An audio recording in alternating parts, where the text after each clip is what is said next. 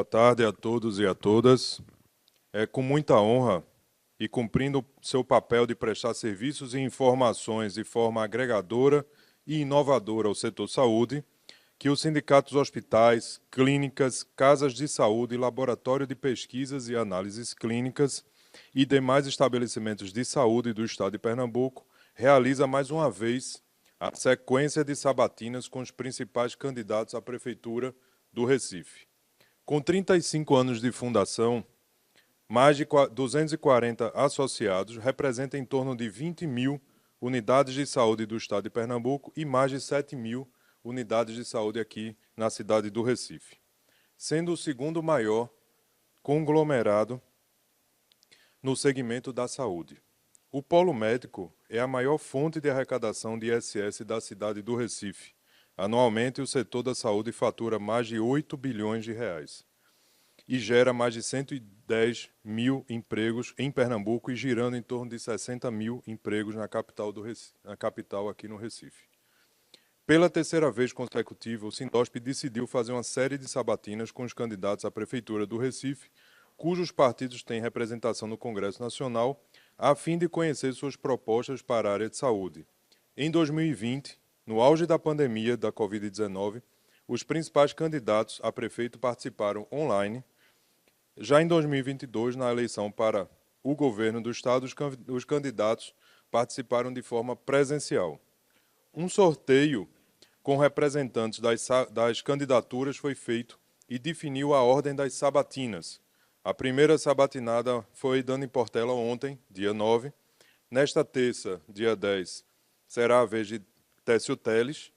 Daniel Coelho será sabatinado amanhã, na quarta, dia 11. Na quinta, dia 12 de setembro, é a vez de Gilson Machado. E João Campos ficou com a sexta-feira, dia 13 de setembro. As sabatinas serão gravadas e inseridas posteriormente no YouTube do Sindosp, para que todos possam acompanhar as propostas dos candidatos que estiveram aqui presentes na sede desse sindicato. Nesta terça-feira, dia 10 de setembro, recebemos o candidato Técio Teles, do Partido Novo. Técio tem 34 anos e disputa a Prefeitura do Recife pelo Partido Novo. É advogado e militar de reserva, é pós-graduado em Direito Administrativo e Planejamento e Gestão Pública pela UPE. Entre 2017 e 2019 foi coordenador-geral de Administração e diretor de Planejamento e Administração no Ministério da Educação e secretário de Planejamento de Belo Jardim, no Agreste do Estado. Em 2023, trabalhou como chefe de gabinete da vice-governadora Priscila Krause e foi candidato a vereador em 2020 pelo Partido Novo. Também em 2008 pelo antigo DEM e atualmente atua na advocacia privada. A duração da sabatina é de 1 hora e 10 minutos. Serão 4 blocos compostos por uma pergunta feita por um dos representantes do Sindosp, com duração de 1 minuto, seguida da resposta do candidato, que não deve exceder 10 minutos. Em seguida, o representante do sindicato fará um comentário acerca da resposta, com a duração de 1 minuto, e terá o candidato, então, um tempo de 5 minutos para a réplica por cada bloco. Então, quem vai mediar a entrevista, esse momento de sabatina, é o nosso presidente do Sindosp, o médico Dr. George Trigueiro, convidando diretores e representantes de associados que estiverem aqui presentes conosco. Então, dessa forma, eu gostaria de convidar o Dr. George Trigueiro aqui para frente.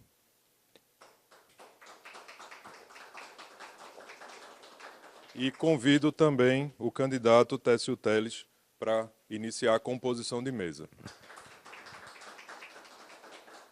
Bom dia a todos, bom dia, doutor George, em nome do qual eu quero aqui saudar o Sindosp e agradecer pelo convite de participar dessa sabatina, dessa conversa, momento em que a gente vai ter para apresentar nossas propostas, para apresentar o nosso plano de governo e conversar sobre a saúde do Recife, sobre aquilo que a gente propõe. Então, agradeço em seu nome, ao nome a todos do Sindosp, a toda a diretoria aqui presente, saúdo também a todos que estão participando aqui presencialmente e também nos assistindo por meio das redes sociais, que está sendo transmitido.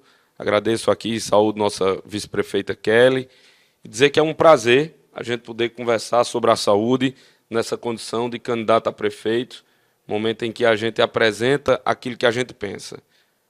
Já houve, por parte do cerimonial, uma apresentação curricular da nossa trajetória, mas eu queria me permitir apenas ratificar e me apresentar de maneira não tão curricular. E quem é Técio? Técio é um pernambucano sertanejo que vem lá de Calumbi, do sertão de Pernambuco, perto de Serra Talhada, que tem 34 anos, que é casado, pai de uma menina de 7 anos de idade, né, que são os nossos tesouros, são os nossos filhos, e que coloca seu nome à disposição enquanto candidato a prefeito do Recife, para que a gente possa debater a cidade, trazendo para essas eleições um debate propositivo, um debate capaz de apresentar propostas, fazer o diagnóstico daquilo que não está bom e apresentar soluções. Ao longo dos últimos 16 anos da minha vida, doutor George, quis Deus e Papai do Céu que eu participasse e tivesse experiências profissionais, seja como oficial do Exército Brasileiro, período que fiquei por quase 8 anos da minha vida, sempre tinha muito contato com colegas dos senhores médicos, que a cada ano passava pelo Exército, então a gente sempre teve esse contato. Fiquei 8 anos sempre trabalhando com gestão pública, licitações, contratos.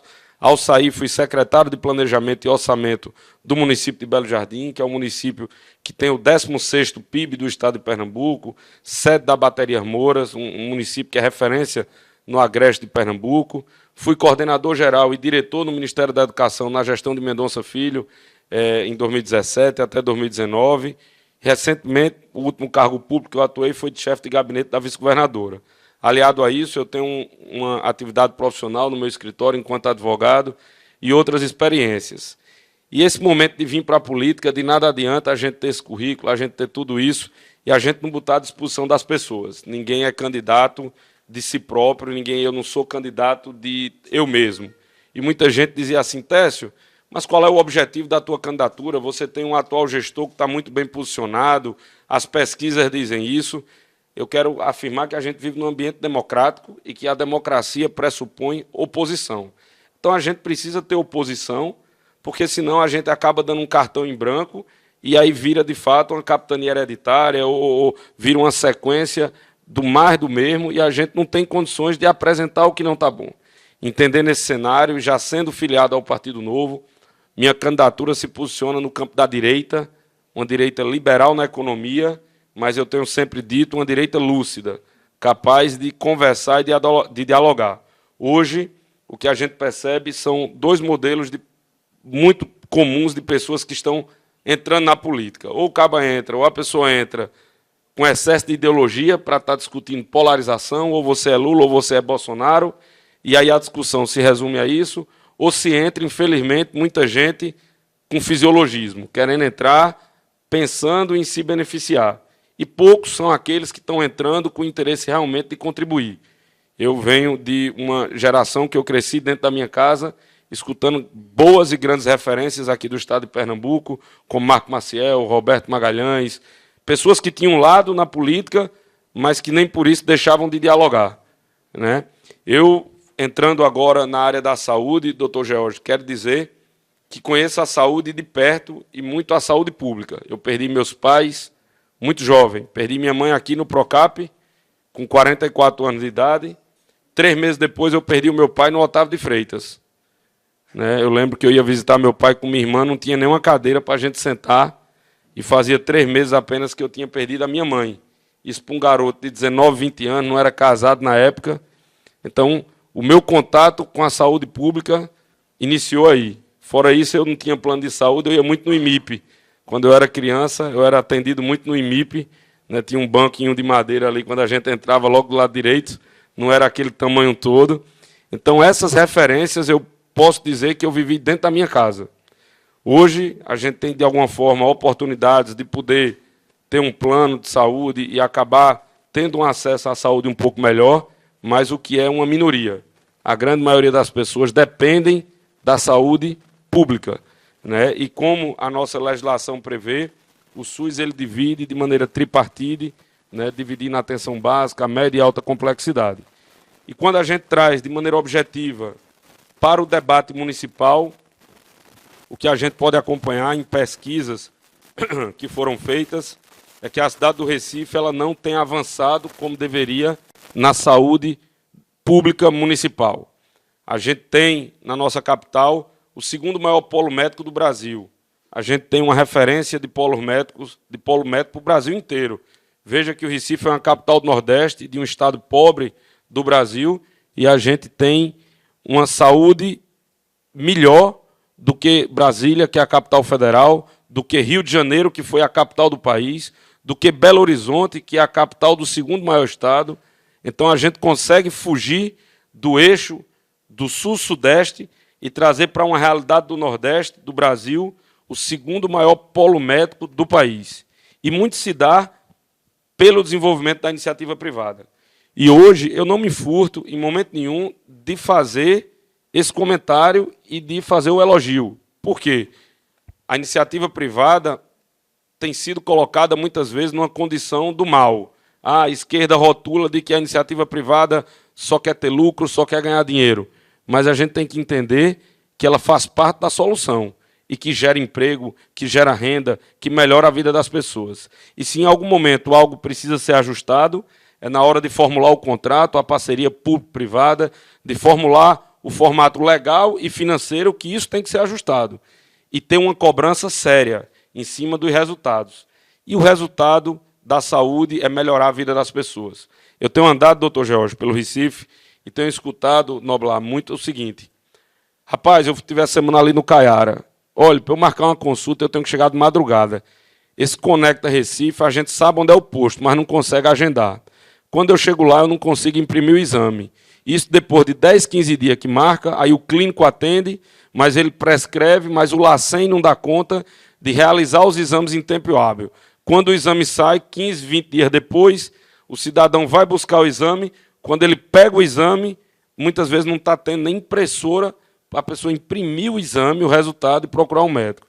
Ora, eu não sou médico, sou advogado, mas eu também adoeço e sou cidadão. As doenças da atenção básica, o primeiro atendimento, a gente acaba eliminando uma sequência enorme de patologias que vêm a acontecer depois. Então, a atenção básica ela precisa ter uma atenção diferente. 80% das doenças, 70% a 80%, a gente consegue evitar nesse primeiro atendimento, e que é de responsabilidade do município. Então, veja a importância de estar aqui hoje no Sindióspito discutindo o tema da saúde. E entrando no campo das propostas, o que o nosso plano de governo defende é parceria público-privada, é chamar a iniciativa privada para participar da solução.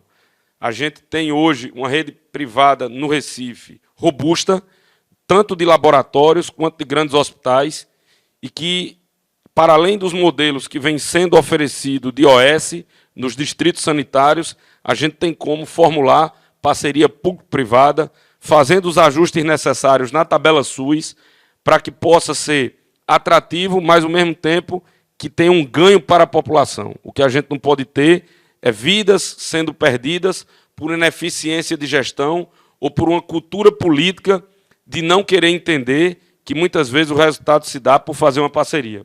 Então, o nosso plano de governo defende 2 pontos principais, doutor George. O primeiro deles é conveniar, por meio de edital de credenciamento, laboratórios da cidade do Recife, para que a gente possa, em até 10 dias, aqueles exames que não forem feitos na rede pública pelo LACEN, a gente encaminhar o paciente para fazer na rede privada. Credenciar também os grandes hospitais para que a gente possa estar encaminhando a média e alta complexidade em horários de contraturno. Você tem uma rede ali na Ilha do Leite que conseguiria atender, no lugar do cidadão ir de madrugada, pegar uma ficha, ele vai fazer o exame. Ele já vai ser encaminhado para fazer o exame. A gente tem uma rede hospitalar que está pronta, preparada para isso. Precisa o serviço público tomar iniciativa. E isso de maneira republicana, sem corrupção, de maneira correta, transparente. É isso que o cidadão espera de um agente público. E um outro ponto que a gente precisa avançar, final, é no prontuário eletrônico único. Sempre se cria obstáculos. Não, mas você tem a Lei Geral de Proteção de Dados, mas você tem uma incompatibilidade de fazer municipal e o governo do Estado não se comunicar. Ora, nós temos o Porto Digital aqui, o segundo maior polo, um dos grandes polos digitais do Brasil.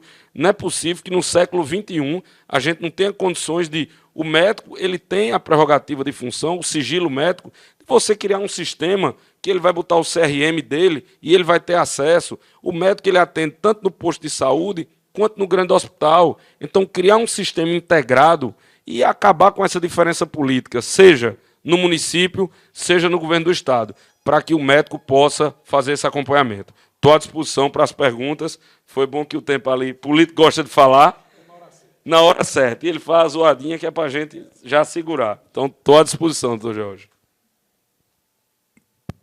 Muito boa explanação. Só de aprofundar mais um pouco de como seria essa parceria público-privada. Sabemos que foi dito aqui, em outra ocasião, que a dotação orçamentária do próprio SUS houve uma falta de aproveitamento do orçamento autorizado em quase 40% por falta de planejamento de utilização. Durante a pandemia, o Sindiosp contribuiu com o atendimento da população do SUS, disponibilizando mais de 400 leitos, inclusive 200 leitos de UTI. Naquela ocasião, houve uma verba suplementar, que fez com que mais ou menos equilibrasse receita de despesa e uma pequena margem que ficasse com os privados. Quando encerrou a pandemia, foi oferecido um projeto para redução de despesas eletivas represado durante a pandemia, mas ninguém conseguiu fazer a conta, fechar a conta para fazer esse atendimento, a não ser os hospitais filantrópicos, que já tinham uma certa experiência com o SUS e têm suas imunidades tributárias e suas compensações. Eu queria saber como você vai conseguir esse financiamento para remunerar adequadamente os hospitais privados, laboratórios, clínicas, em virtude que a gente sabe que a tabela SUS está há mais de 16 anos sem reajuste. Como seria o encaminhamento disso? Será que a utilização de uma compensação tributária através do ISS seria um caminho?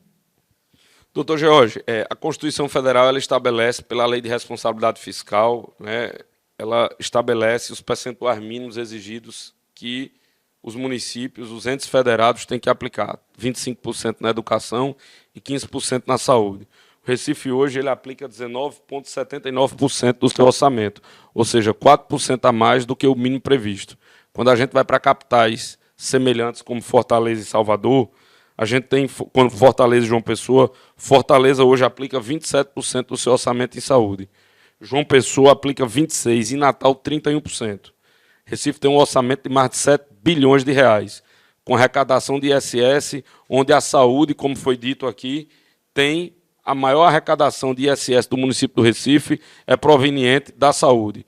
Então, a primeira coisa para se fazer, antes de fazer a conta, é ter vontade política. Quando se tem vontade política e entendimento para resolver o problema, digo porque passei 16 anos atuando, se resolve. Quando a política tem vontade e quer resolver, esquece as diferenças pessoais e coloca na mesa a solução para o cidadão, se resolve.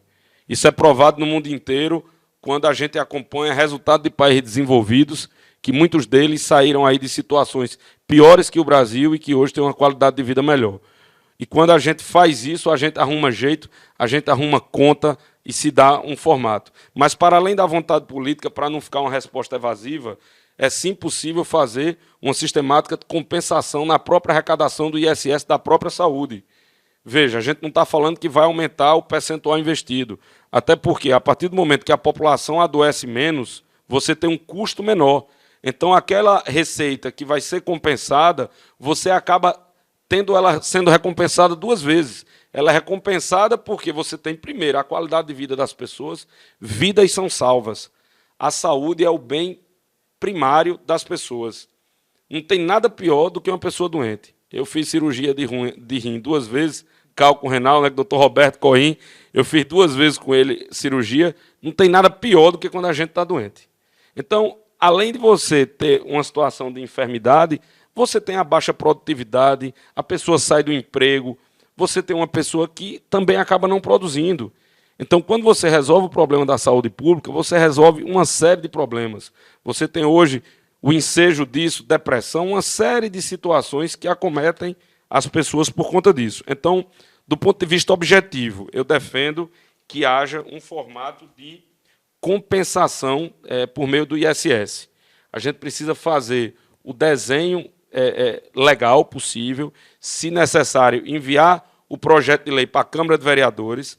A gente é interessante que, quando é para aprovar empréstimos na ordem de 2 bilhões de reais no Banco Mundial, mais empréstimos de quase 1 bilhão de operações de crédito com bancos nacionais, ou seja, o Recife, nesses últimos 3 anos, realizou empréstimos na ordem de quase 3 bilhões de reais. Então, quando se tem vontade política para determinado tipo de assunto, se consegue resolver. Então, a gente precisa sentar, e o lugar adequado para iniciar essas conversas são aqui, no Sindiosp, que representa a categoria, e sentando com a categoria, fazer, junto com a Procuradoria do município, o desenho adequado do ponto de vista tributário, onde haja a compensação para aqueles hospitais que estejam credenciados. Porque a gente também não pode abrir mão de receita para o hospital que não esteja credenciado e fazendo o atendimento. E é fazer um encontro de contas. Você ali, ao final, faz um encontro de contas, seja mensal, trimestral, onde haja a avaliação daquilo que é feito. Então, eu defendo dessa forma, do ponto de vista legal. Muito obrigado. Eu passo a palavra para o professor Eurico formular a sua pergunta. Seja muito bem-vindo. Eu gostaria de ter o seguinte questionamento. Bota a caneca que fica bom. Aqui, pronto. O marco, pronto. Tá certo. Vou até virar ela assim. Foi falado aqui pelo doutor George Trigueiro, e inclusive em conversas, da importância de se trabalhar, primeiro se reconhecer que com a pandemia que assolou o mundo, e o Brasil não ficou diferente nessa situação, foram os hospitais privados que, irmanados com os hospitais públicos, junto com esse ativo maravilhoso que temos como diferencial, que é o SUS, tá? Salvou muitos brasileiros. E os hospitais privados aqui de Pernambuco, eles tiveram toda essa empatia de abdicar até de receita para poder chegar e estar à frente dessa responsabilidade social. Dado esse assunto pelo doutor George, existem outros 2 assuntos que se confundem, se fluem num assunto só, e que, se essa for a bandeira da sua administração, já é uma bandeira revolucionária: mobilidade e moradia.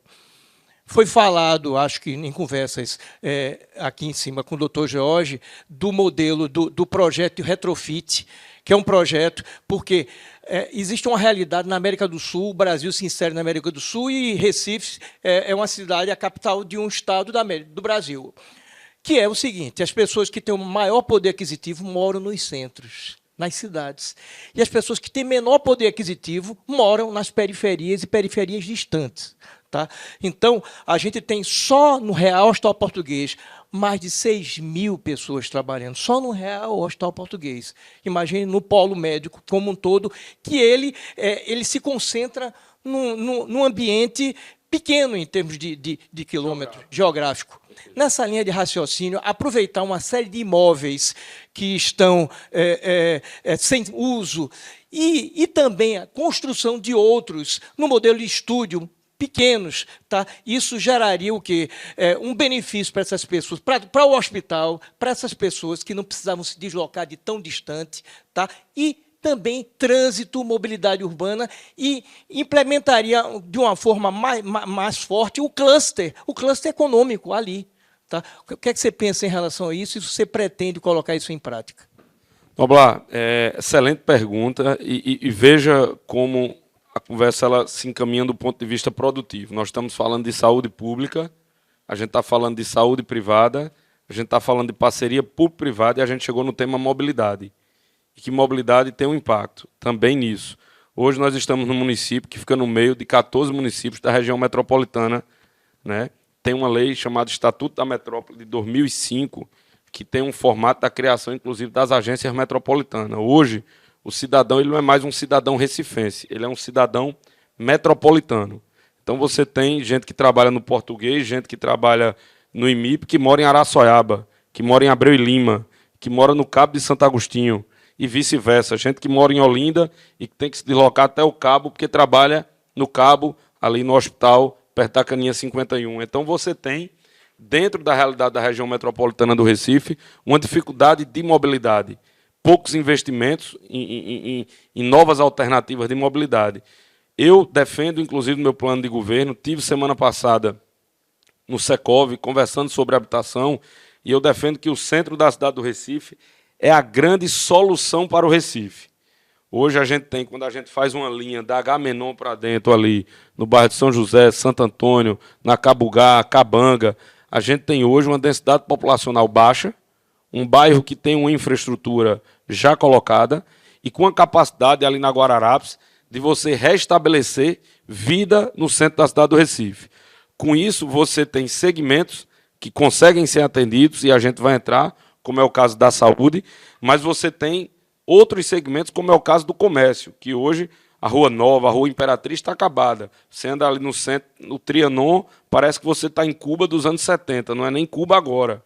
Essa é a realidade que tem que ser dita. O centro foi esquecido, você, por mais que reconheça que tem as questões das centralidades do shopping center, do e-commerce, que acaba dificultando essa realidade, as pessoas não saem mais para comprar para ir no centro da cidade, como era antigamente. A gente ia no final do ano ali para a Rua Nova, Rua Imperatriz, comprar calçado e roupa para o ano todinho, não era? Hoje a gente não tem mais esse movimento. Quando você anda no Ibura, em São Martim, no Engenho do Meio, na Várzea, você tem centros comerciais. Então, o que é que a gente precisa para movimentar o centro? Leva a gente para morar. E dentro dessa avaliação, além do retrofit, que é uma medida interessante, eu defendo também o Greenfit, que são novas construções e reformas, para que as pessoas tenham até um nome que é um nome interessante, que é House Ladder, que é a progressão, o upgrade de moradia. O que danado é isso? São essas pessoas que, justamente, elas a cada 10 anos elas vão para uma nova moradia. Quando a gente olha para o setor da saúde, a quantidade de gente ali no IMIP, no centro da cidade, que mora e que sai para Camaragibe, que mora na periferia, longe, distante, e que poderia ser atendido. Você tem ali perto da Siqueira Campos, do Sebo, a quantidade de prédio que você tem ali abandonado, que daria muito bem para você, num formato de parceria com o setor imobiliário, que aí já gera emprego, porque a construção civil, depois da saúde, é o segundo que mais gera emprego. Veja que nós estamos falando aqui de setores que geram emprego, saúde, construção civil. Você teria como fazer essa parceria para, tanto no formato noblado de Greenfit, que são recuperar, mas que às vezes o custo é alto e a escala não é tanta, você também ter o Greenfit, que são os novos, e reformas, e as pessoas passarem a habitar o centro. Com isso, a gente tem um impacto direto na qualidade desse profissional, no custo, na mobilidade. Hoje a gente estava conversando, não foi, doutor George? Metrô, quando eu saí de casa, metrô, eu liguei o NetTV, estava o metrô quebrado, o povo andando por meio da estação. Toda semana o metrô quebra. Aí fica, não, o metrô, a culpa, a responsabilidade é do governo federal. Aí quando fala de ônibus, não, aí é do consórcio Grande Recife, é do governo do estado. Oxê, e o povo mora onde? O povo mora na capital, na cidade. Ninguém mora na União e ninguém mora no estado, você mora no município. Então, um município que tem 1,5 milhão de habitantes, o prefeito não pode se furtar e querer participar apenas das soluções simples ou de estar de carnaval, festa, brincando o tempo inteiro, enquanto os problemas sérios não são resolvidos. A gente tem que ter capacidade e responsabilidade para assumir o problema, sentar na mesa e conversar. Então, eu sou a favor, acho que isso tem que ser desenhado, chamar a Caixa Econômica Federal, chamar o governo do Estado, chamar as imobiliárias, passar projeto de lei para a Câmara, para que isso possa ser construído em conjunto, né? Tanto com o setor médico, né? Principalmente técnico de enfermagem, os enfermeiros, tanto com esse setor, quanto também com outras categorias. E aí você começa a ter uma melhoria na mobilidade, porque o centro está pronto para receber as pessoas. O que precisa é solução. O que é diferente do que vem sendo colocado. O que vem sendo colocado é que se construiu o retrofit, a cada uma vez por mês, bota pula-pula na Guararapes e diz que está movimentando o centro. Pelo amor de Deus, vamos fazer um debate sincero e honesto. É porque o Recife foi a única capital ainda que não teve debate, né, entre os candidatos. A gente não entende qual o motivo, as sabatinas são muito positivas, mas a gente ainda não teve tempo não teve a oportunidade de debater, porque isso precisa ser dito. O Recife não está essas mil maravilhas que vem sendo apresentado nas redes sociais, na propaganda da televisão. A gente tem muitos desafios. Um outro ponto, Noblar, aproveitando aqui o tempo e que tem a ver com mobilidade, saneamento básico. Saneamento básico tem um impacto direto na saúde pública, e vocês, os senhores, não vocês, os senhores, têm muito mais condições até do que eu para falar disso, as doenças, né, as arboviroses, enfim. O impacto que tem na saúde pública o saneamento é algo absurdo.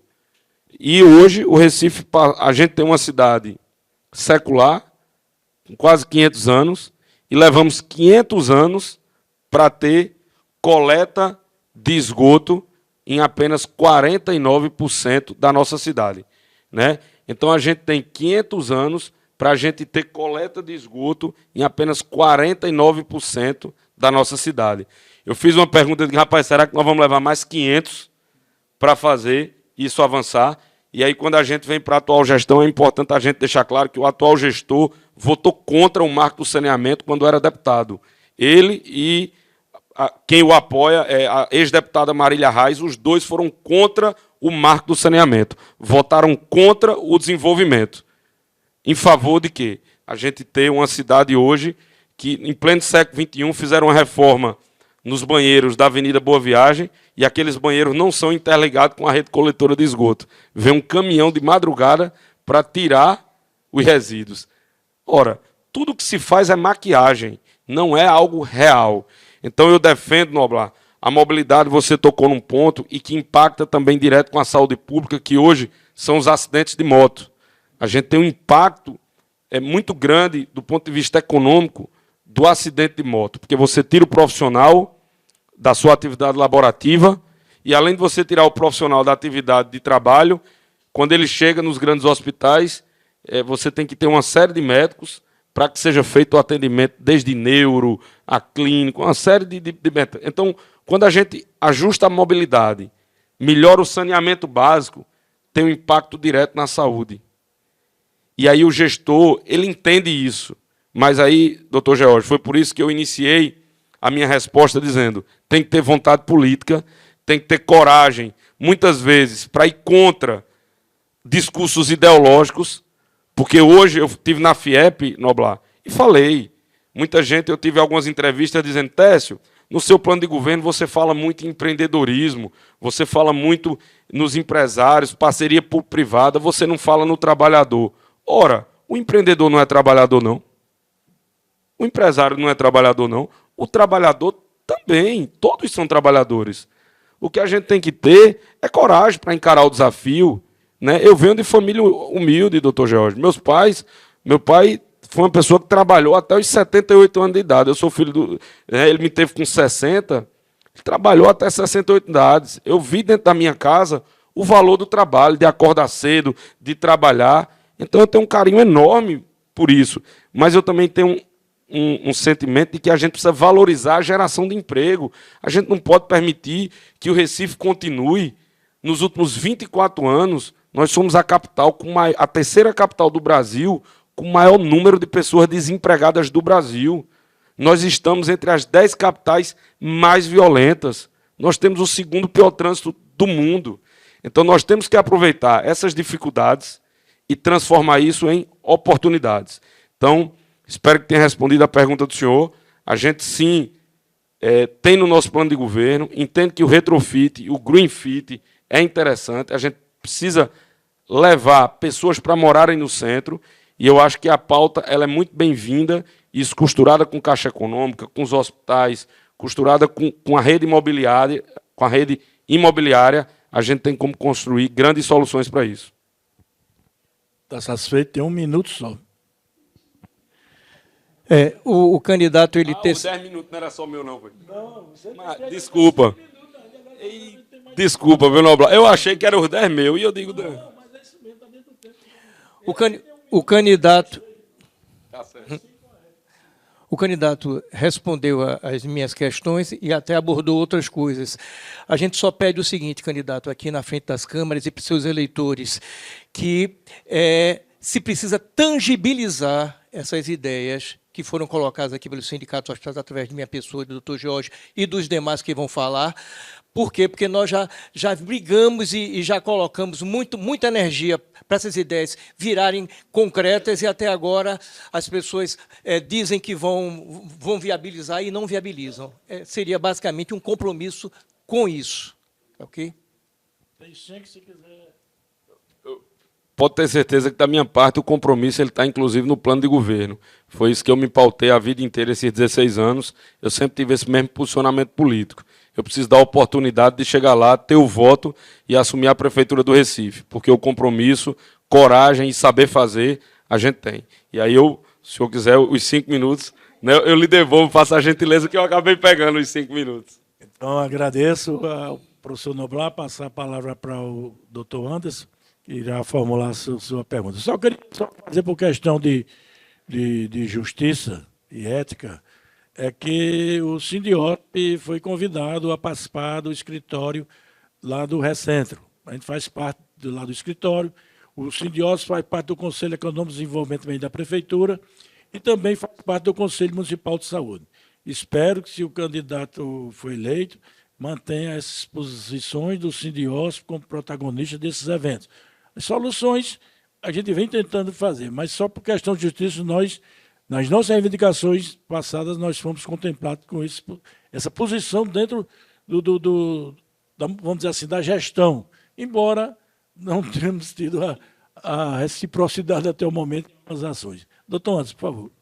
Bom dia, doutor Técio. Seja bem-vindo ao Sindiosp. Eu represento aqui a parte de filantropia dentro do Sindiosp, né? Eu sou do Hospital Evangélico Pernambuco, e a minha pergunta, meu questionamento para o senhor seria o seguinte: nós temos como exemplo para o morador de Recife uma especialidade como otorrino, praticamente inexistente para a pessoa que precisa de uma consulta como essa, certo? Temos não só para o morador de Recife, como para o morador de Pernambuco como um todo, não é? A exemplo da especialidade otorrino, outras tantas, certo, seriam necessárias ter um olhar específico para o detalhe, não é? Alguns, na saúde pública, olham como uma questão de menosprezo para uma especialidade. Que visão o senhor teria de ter um cuidado mais acurado com as demais especialidades que o recifense não tem acesso no setor público?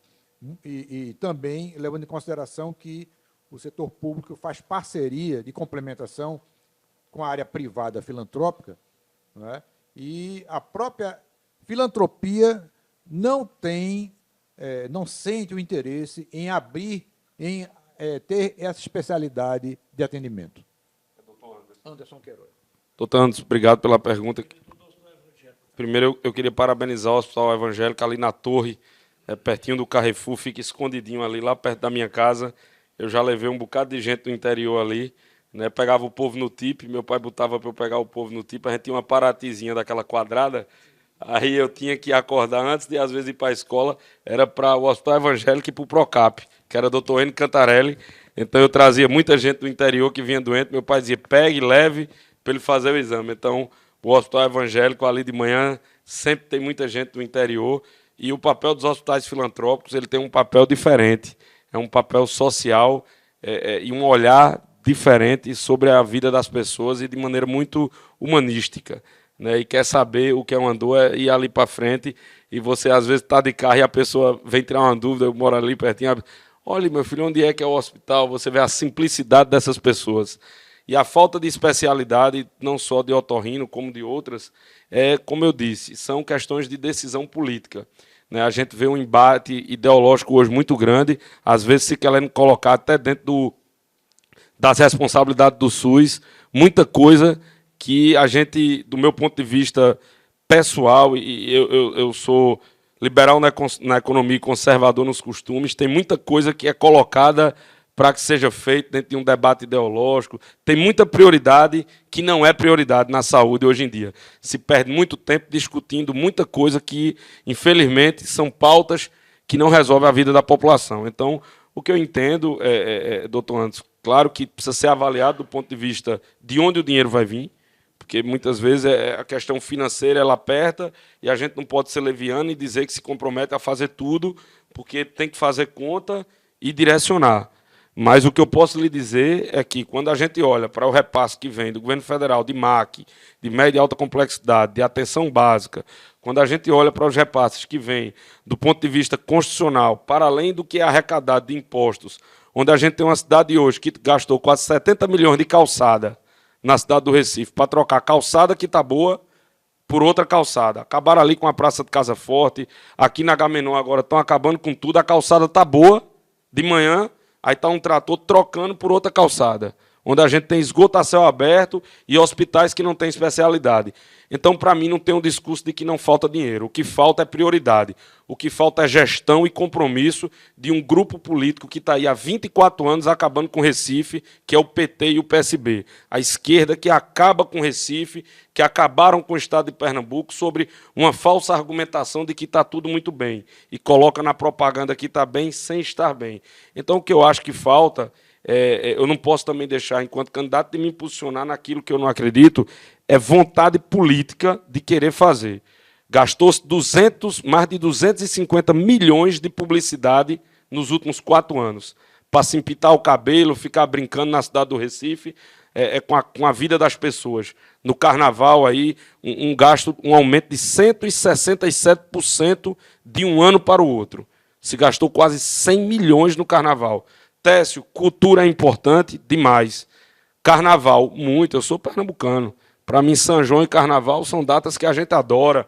Quem disser que não gosta do São João, do Carnaval, é uma inverdade. Agora, isso tem que ser feito com responsabilidade. Se a gente está aqui, doutor Anderson, doutor George, discutindo possibilidades de parceria público-privada para debater a saúde, quanto mais para festa, para show.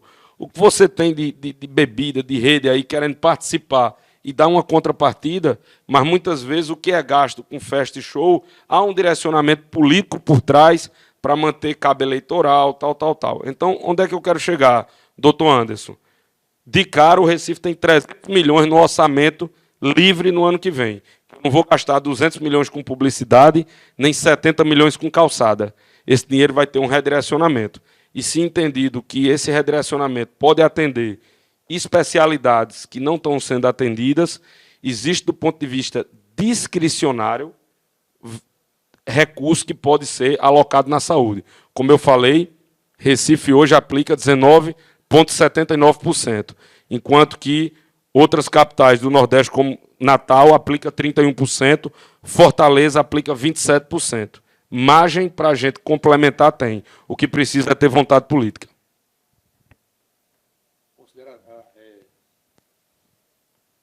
Considerar atendida minha pergunta, meu questionamento, apenas gostaria de complementar também uma parte da pergunta que seria com relação à questão de usar, como seria melhor usar a tecnologia da marcação do que tem para consultas médicas, quando a gente vê em algumas situações na rede complementar, filantrópica, o paciente vir para uma consulta e, se o médico solicitar um exame cardiológico, ele não poder fazer na unidade e ter que fazer um novo agendamento para fazer aquele exame em outra unidade. Então, de que maneira o senhor poderia ver uma interligação entre a consulta e os exames na própria unidade em que ele já foi, para que se evite uma remarcação, um outro direcionamento para outra unidade para fazer o exame, para depois voltar naquela primeira unidade com o exame que foi solicitado. Então, muitas vezes, a gente vê isso em algumas unidades também. Perfeito. Isso é uma realidade do ponto de vista de gestão operacional que acontece nos hospitais e que a gente enriquece o debate quando a gente passa a tomar conhecimento e consegue também fazer algumas provocações. Como eu disse antes aqui a doutor George, uma das propostas nossa é a gente criar o prontuário eletrônico único, de maneira integrada, com a rede municipal e com a rede estadual. Precisa ser criado, custa caro. Eu vi algumas discussões de reunião que eu participei, o pessoal alega a questão muito da Lei Geral de Proteção de Dados, que tem que tomar cuidado. Ora, o médico tem o CRM dele. Quem vai ter acesso é o médico. Eu visualizo, eu não sou de TI, mas quando se tem vontade de gente para fazer, e na iniciativa privada se faz isso, você ter com o CPF do cidadão e com o CRM do médico. Um sistema único que seja numa policlínica em Afogados, ali perto da Moto Colombó, seja num posto de saúde em Areias, seja no Procap, hoje você tem uma rede na intranet e o médico vai botar o CPF, o CRM dele e vai constar que ele acessou o sistema. A partir dali, ele insere o CPF do cidadão e vai acompanhar onde ele fez consulta, qual foi, porque muitas vezes também a gente sabe que o pessoal, até por falta de informação, vai várias vezes no hospital, procura. Então, você vai ter um histórico ali onde o médico vai poder registrar isso. A partir disso, doutor Anderson, eu acho que tem como ser feito um encaminhamento que facilite esse direcionamento do ponto de vista dos exames, para que possa ter uma maior agilidade para o paciente. Obrigado. Doutor Felipe, a sua formulação de pergunta. Boa tarde, Técio, tudo bom? Veja só, eu queria bater um pouco mais nessa tecla aí da tecnologia aliada à saúde, né? A gente passou aí por um momento de pandemia, uma tragédia aí para a humanidade, vamos dizer assim, mas que, como em todo momento difícil, vários aprendizados, né, a gente tira disso. E para essa parte de telemedicina, tecnologia aliada à assistência, isso foi muito relevante, né? Trouxe muitos aprendizados, trouxe uma evolução muito grande nesse sentido. E como você mesmo falou aí na abertura de sua fala, a gente está no município que tem um porto digital, então a gente não só tem a oportunidade, como eu acho que a gente tem a obrigação de vanguarda nesse sentido, né? De puxar isso aí. E como é que você vê no seu plano de governo, e que fala muito de eficiência, como é que pode se aliar aí essa tecnologia a esses atendimentos, a essa telemedicina, nesse atendimento primário, nessa triagem, enfim. Queria ouvir um pouco mais sobre isso. Perfeito. Doutor Felipe, você é médico também. Gestor financeiro aqui. Muito bem. Felipe, você falou que a gente tem a oportunidade e tem a vanguarda e tem os meios. A gente tem capital humano hoje, ali no Recife Antigo, em Pernambuco como um todo, né, que detém tecnologia para que isso seja implantado. A gente teve avanços com Conecta SUS, com Conecta aqui na cidade do Recife, do ponto de vista de marcação, de consultas. E o que é bom, se funcionou, a gente melhora e amplia. Não pode ter aquele pensamento do político antigo, do mal político, de que até algo positivo de uma gestão anterior acaba para fazer algo. Isso é um crime. O que foi bom tem que ser ampliado. O que é ruim tem que acabar. E o que está mais ou menos a gente corrige para fazer dar certo. Porque, no final, quem ganha é a população. Eu sou um afeto à tecnologia, do ponto de vista de entender o quanto isso é importante e a velocidade que isso traz, a capacidade de resposta. Não só, Felipe, num conceito de marcação de consulta, num conceito da telemedicina, como você tem ferramenta hoje de georreferenciamento, que você pode utilizar tecnologia por meio de drone, que você não precisa fazer um sobrevoo mais de helicóptero, você pega um drone, você tem como fazer o mapeamento, tanto do ponto de vista de vigilância sanitária, você consegue mapear os mais de 94 bairros do Recife, do ponto de vista de georreferenciamento, colocando indicador como IDH, colocando os indicadores de vacinação, que inclusive o Recife está mal em poliomielite. A gente precisa colocar isso na pauta e fazer isso de maneira concreta. Então, eu defendo, sim, que haja um aprimoramento e a participação maior da tecnologia nessa questão da saúde. Acho que a gente tem alguns avanços, tá, Felipe, que não é que impeça disso acontecer, mas a gente tem que avançar mais rápido ainda em coisas elementares. A gente tem que trazer isso tem que correr. Mas a gente, de cara, eu defendo aquela nossa primeira proposta, desenhar um formato de credenciamento para que a gente possa correr com exames, credenciar laboratórios, credenciar grandes hospitais, para que a gente possa correr com os exames, para que a gente possa correr com atendimento à população. E, paralelo a isso, a gente tem que caminhar com soluções tecnológicas de telemedicina, porque a gente tem muita gente também ainda que não tem acesso, por mais que tenha um celular, não tem acesso ainda à telemedicina. A gente tem uma capital que tem uma pobreza muito grande. Eu tive, doutor George, Felipe Noblar, semana passada, doutor Anderson, não sei se vocês conhecem, lá na comunidade Dancindês, na Ibiribeira. Eu fui lá, a gente, enquanto candidato, eu moro no Recife há quase 30 anos, né, desde criança, e conheço, morei ali em São Martim, 18 anos, então ali você tem a Mostardinha, a Mangueira, o bairro do Vetinão, o Cachito, você tem muita comunidade pobre na cidade do Recife. Quando a gente vem ali em Joana Bezerra, a gente tem uma realidade diferente. Mas nesse domingo me chamou a atenção a comunidade Dancindês, a condição de pobreza que as pessoas vivem, de falta de saneamento, de falta de tudo. A gente está andando ali na Ibiribeira, dobra na Lagoa do Araçá, quando você entra, passa por uma estrada que não tem saneamento básico, você diz, rapaz, eu estou no Recife mesmo. Então a gente tem várias realidades na nossa capital que precisam ser enfrentadas. E a tecnologia ela é um meio para que a gente possa avançar com isso.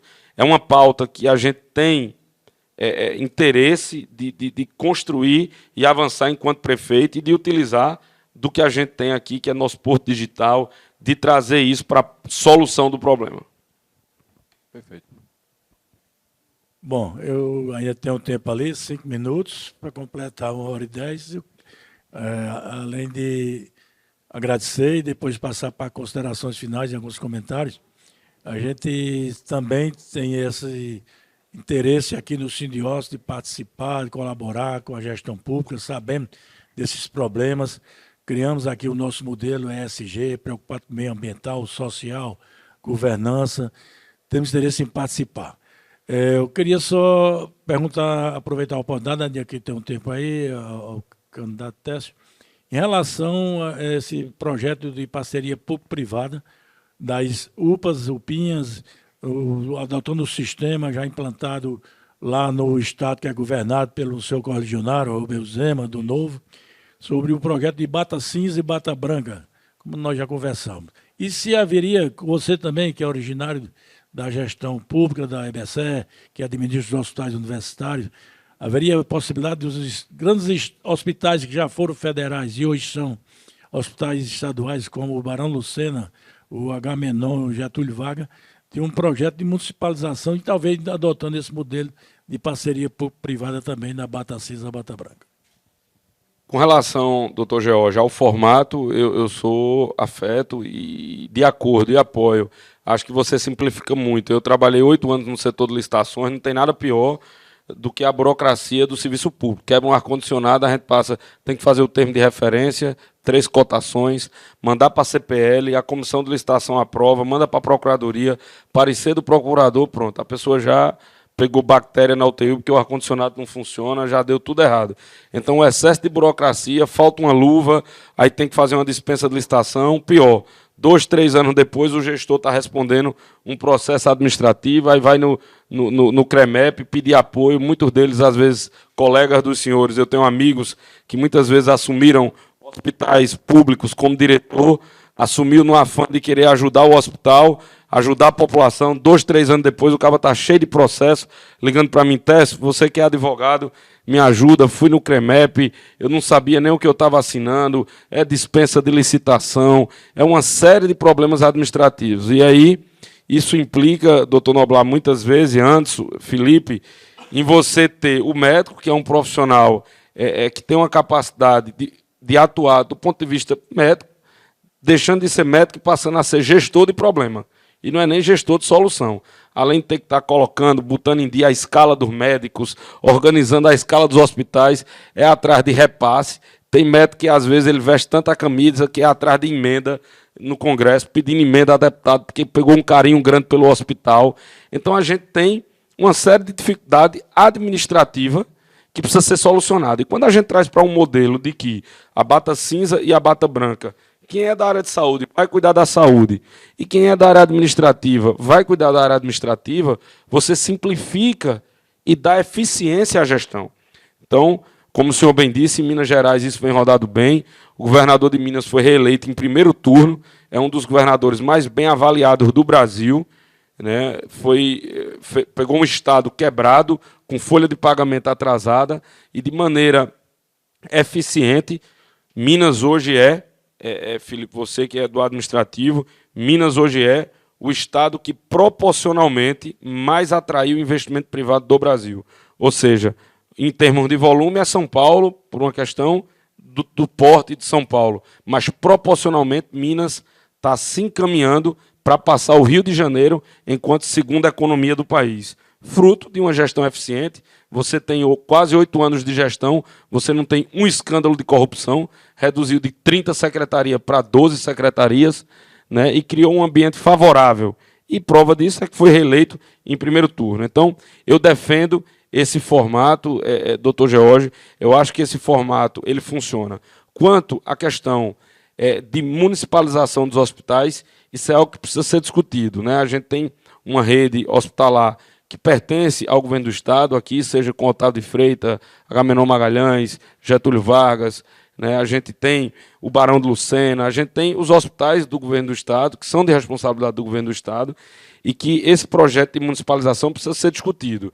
Não é algo que a gente trouxe no nosso plano de governo, na pauta atual, mas precisa ser sentar na mesa e avaliar dentro das atribuições e entender o que é melhor para a população, né? A gente precisa ir atuando nos desafios que já estão colocados, mas eu aproveito até para dizer que isso vai ser algo que vai passar a ser analisado pela nossa equipe técnica, pelo pessoal que compõe o time do plano de governo, para fazer uma avaliação sobre essa temática de municipalizar esses grandes hospitais.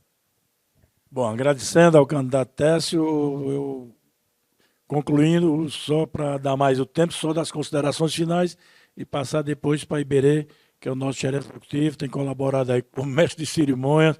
Aqui eu agradeço a equipe, Diná e toda a equipe aqui presente do Sindiós, para fazer o encerramento e fazer a foto oficial com a presença da Kelly aqui também. Agradecer a presença da candidata a vice-prefeito, toda a equipe de assessores. Então, só faça o fechamento da maneira que o senhor quiser. Doutor George, mais uma vez agradeço. Eu achava que ele era do cerimonial mesmo, viu? Ele foi ali, a postura dele. Eu ia dizer aos meninos, olha, pega o contato dele, quando a gente tiver um evento cerimonial, você já está aprovado para fazer um extra. A gente sabe, né? Você já faz aí, fora do expediente, a gente já chama ele. Brincadeira, tá certo, amigo? Mas parabéns. Doutor George, queria agradecer o convite. É gratificante a gente ter oportunidade de colocar nossas ideias e de falar, de fato, de coração, daquilo que eu acredito e daquilo que eu defendo.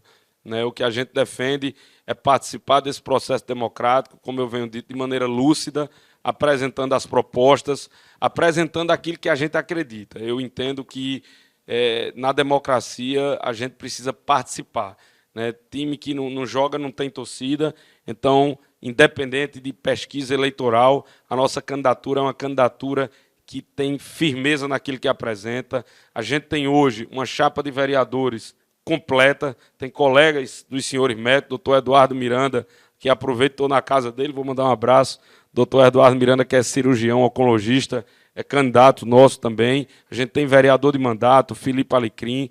A gente pegou um partido político que em Pernambuco não tinha tanta representatividade e hoje somos quase 200 candidatos nessas eleições, ao custo da boa política, da participação de pessoas comuns que, como eu, estavam indignados e são indignadas com a realidade política que o nosso país vive, com a realidade política. Hoje, quando a gente fala que está na política, quando a gente conversa com a esposa da gente em casa, eu disse a ela ano passado, olha, meu amor, eu vou me candidatar.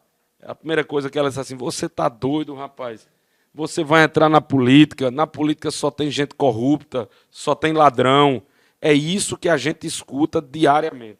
Quando a gente liga do jornal de manhã até o jornal de meia-noite, você só vê escândalo, é gente sendo presa, é corrupção, escândalos e mais escândalos. Quando a gente olha ali a realidade no Rio de Janeiro, dos hospitais do Rio de Janeiro, é uma coisa que a gente se assusta. Um país tão rico como o nosso, tudo para fazer no campo do saneamento, e a gente tem uma velha política familiar, que são as mesmas pessoas aqui em Pernambuco. Eu não tenho parente político, eu não sou filho de político, mas sou um pernambucano, e tenho coragem, vontade de fazer, e é por isso que estou candidato a prefeito, para que a gente possa se posicionar. Onde eu estiver, vou estar levando com clareza aquilo que eu defendo, né, que é o melhor para Recife. É dessa forma que a gente está encaminhando a nossa candidatura. Reforço, doutor Anderson, Felipe, Noblar, doutor George, toda a equipe aqui do Sindiosp, o agradecimento. Kelly, que estava aqui hoje nos acompanhando, inclusive é seu aniversário. Meus parabéns, Kelly. E dizer que nessas eleições o Novo tem candidato a prefeito da cidade do Recife, que o eleitor que não se decidiu tem uma opção para votar, uma opção que vai representar a oposição, que vai discutir a cidade do Recife, que está colocando temáticas que são importantes para o Recife. Então, nessas eleições, eu aproveito para dizer que quem ainda não tem eleitor, quem não tem candidato, que tem um candidato que é Técio Teles, do Partido Novo 30. Muito obrigado e boa tarde. Gostaríamos de agradecer a presença de todos nesse momento, também agradecer a composição dessa mesa, desse dia 10, e agradecer a presença do candidato Técio Teles pela presença nesse momento aqui no Sindicato dos Hospitais.